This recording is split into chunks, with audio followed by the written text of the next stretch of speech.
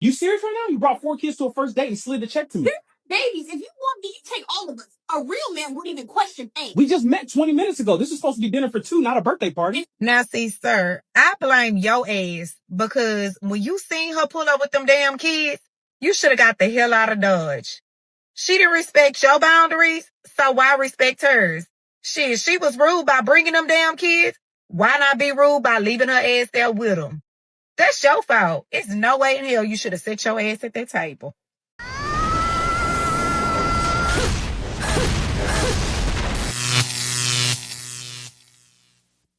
Welcome to The Wall.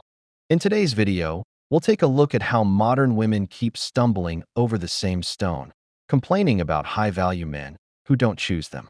From the one who got pregnant after a night of passion thinking that would be enough to lock a man down, to the one living in Dubai, frustrated because she can't compete anymore with the army of 304s who showed up with the same plan. Help us reach 170,000 subscribers before the end of the year. Like the video and drop your thoughts in the comments. We always highlight the best one. And a huge thanks to the fans who watch our daily content. Let's get started. I know I'm crazy, but I'm mad at this guy right now because we were supposed to hang out, but he went home instead. And I was like, it just doesn't really seem like you care. And he was like, please, like, my grandmother's very sick. And I'm like, there's always someone else, right? How old are you? I'm 24. I'm 22. I'm 22. You lady single? No. Yes. No. How long you had a man? I'm gonna say 4 years. What do you mean I'ma say 4 We have a years? daughter together. We've been committed for 6 months. I moved out here so we've been committed. So hold on. Let's rewind. You've known him for 4 years. You have a daughter together now, and you're just officially dating the past 6 months? Oh my god, that sounds horrible. So when did your daughter come? 2 years ago? But y'all were never together through that whole We period? weren't. So it was like a situationship where y'all were just talking? It was definitely a situationship. Why didn't you choose to just go the co-parenting route and date someone else who, you didn't have that much baggage with? Because I love him. I do. Even when it was a situationship and when I got pregnant, I still loved him. And we had a connection. And I felt like it would work. And I was just waiting for him to take responsibility. Oh, hell no! The thing with this woman is that she never grew up. Mentally, she's still stuck in her teenage years.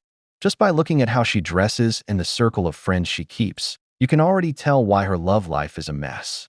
She gets pregnant from a casual hookup, the guy doesn't take responsibility, and she still keeps seeing him for years, and she still talks about love? That's not love. That's emotional dependency on a man who never took her seriously. Women who chase after chads don't change. They just get older while still chasing validation. For years being the other woman, waiting for the guy to grow up, and now she's calling herself engaged. I don't think it'll last long, especially living in Miami, surrounded by single girlfriends, and wearing clothes that clearly aim to attract the attention of other chads. This is exactly why single women keep their friends single. And about that other girl, the one who got upset because the guy didn't go out with her and said his grandma was sick. God bless that man. He dodged a bullet. You know what your biggest turnoff in a guy should be? Lack of effort or inconsistency. There's nothing more unattractive than a dude who is flaky, distant, or unenthusiastic about you. Someone who takes an entire day to respond to your message or is cool with going an entire week without seeing you. Y'all gotta start seeing that behavior as a turnoff, because it is. If someone doesn't like you, that should be the most unattractive thing for you. If someone tries that inconsistent behavior with me, guess what? I will replace you the next day. Y'all need to have higher standards, because there are guys out there who would rearrange their entire schedule to just be able to spend an hour with you. I'm convinced that a lot of men don't date the women they love. They date the women their friends will envy. They date for how their girlfriends look to other men and what that'll mean for their social standing or their social currency. So dating for them is not about standards. It's about status. And it's about what dating her means about him to his friends and to other men in the world. And I think that's why dating can be so hard for people who are marginalized, because it can often reinforce feelings of low self-worth and the idea that a lot of society doesn't see us as good choices.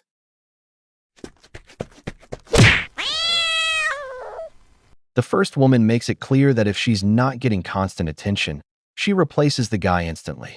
That just shows she has one or more men on standby, ready to go. What's sad is that a lot of women like her push away good men just because they don't reply every 5 minutes. Maybe he's working or building something. They demand full attention but offer zero reciprocity. That's how they sabotage themselves. The second one is another classic, a woman falling for the Chad who's clearly out of her league and then crying because she wasn't chosen. It's not that he doesn't know how to love. He just didn't choose her. It's that simple.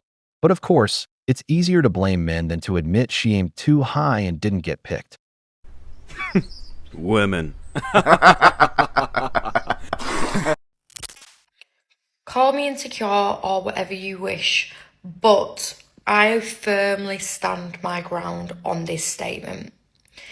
There is nothing more off-putting or more of a red flag or more of an ick or whatever you want to call it than seeing a guy's name under so many girls' pictures. Different girls. Every time you scroll, that same name, scroll again, same name, scroll again, same name. And it's a different girl every single time. Or when there is one guy that follows every single girl in the world. I live in Dubai, so the UK community is small but big, if that makes sense. Like, there's a lot of those UK people over here. But when you see that same guy's name under every girl's following or every different girl's likes on her pictures, it makes me feel ill. Like, when I see a guy liking every girl's pictures, I just think thirsty. So thirsty. What the reason is behind liking a picture to me is you're trying to get their attention. You've liked that picture because you like what you see and you're getting their attention. Maybe I'm wrong. Maybe I'm insecure. Maybe I overthink. Maybe I'm anything. But when I see one guy's name under every girl's pictures or in every different girl's followers, nah. Big red flag. And especially if you're in my messages and I start to notice this, then the first thing I will do is ignore you and unfollow you. And that might make me sound crazy, but I'm getting old now. And if you're saying you want to take me out to dinner or, let's have a catch up or whatever it may be, but you're in every girl's likes, it just makes me think red flag. And I'm going to stand my ground on it. Take a look at this woman's shift in tone. I'm older now. I'm moving forward. When women start approaching 30, they know they don't have much gas left in the tank to still land a beta provider. It's common knowledge that cities like Miami attract women who go on vacation looking for guys with money. But Dubai? Dubai is the city of the 304s. There are even cases of women getting scammed and ending up stuck over there doing things you wouldn't believe. This woman is probably realizing she can't compete with the girls in that city anymore. Like I said, there are way too many 304s there from all over the world. It bothers her to see that a guy who's probably showing interest in her is also flirting with her friends or acquaintances. But most men shoot their shot with as many women as possible until one bites. That's what most Chads do. They talk to a bunch until one responds. So don't feel disillusioned. There's just too much competition out there. Your pool of good candidates is drying up. The wall doesn't forgive. Is it better to be single or in a relationship? It depends what stage of life you're in. Right now, I prefer to be in a relationship. Right now? I wouldn't want to be single. I'm 23. I'm about to go into medical school and build my career. So You don't think you're in your prime right now? And I'm not in my prime, but it's better to have fun with someone with you than to be go out by yourself, I think. No. And my mom got married when she was 19. So I'm late right now. Not really late, but yeah. It's not out of the ordinary. I know that nowadays it's people get married later on, which is fine. But for me, 23 is a good age to settle down. Do you think the same thing goes for men settling down in their 20s? I think men is very different in the sense that a guy is only going to settle down with you when he's ready. It doesn't matter if you're the right girl or not. It just depends on the time, like the point of his life that he's in. This woman deserves respect. In the middle of a generation that glorifies promiscuity and ego, she's got her feet on the ground. At just 23, she already understands something most people forget. Youth isn't meant to be wasted on empty flings. It's the time to build what will truly bring you peace, a family, purpose, and emotional stability. While so many are out there repeating the feminist mantra of travel, have fun, enjoy life, and then look for love, this girl knows the market shifts at 30. It gets harder to find men who are willing to build something real. She gets it, and she doesn't want to be just another one who showed up late. I genuinely hope this woman finds a good man. I truly believe that karma doesn't hit some men because they are being spiritually protected by their wives and girlfriends. Women bring spiritual protection to men. Okay, there is a certain type of abundance and wealth that you get from being with a woman that you cannot get elsewhere.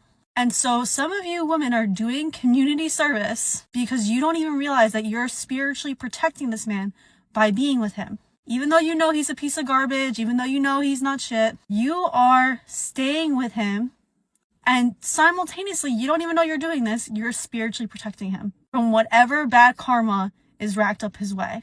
Now, you notice that the moment that woman usually leaves that man, that's when karma hits him. That's when his life starts falling apart. Because God was waiting for the woman to remove herself for karma to finally strike.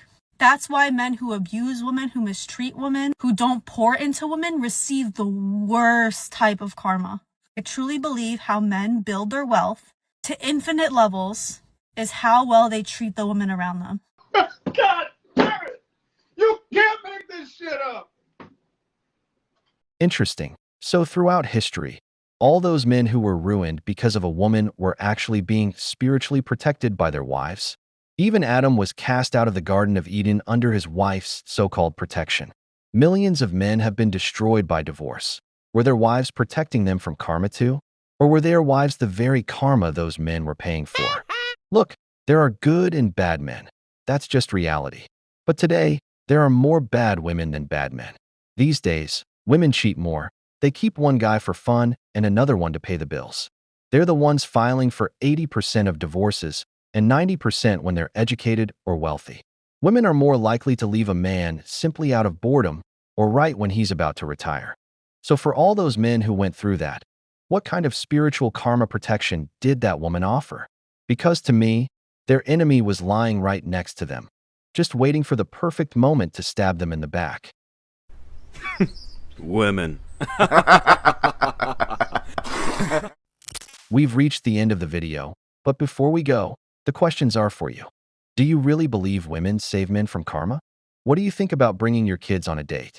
If you enjoyed the video, make sure to give it a thumbs up, subscribe to the channel, and hit the notification bell. Your support means the world to us and keeps us motivated to keep creating more content. Stay tuned for the next powerful episode from The Wall.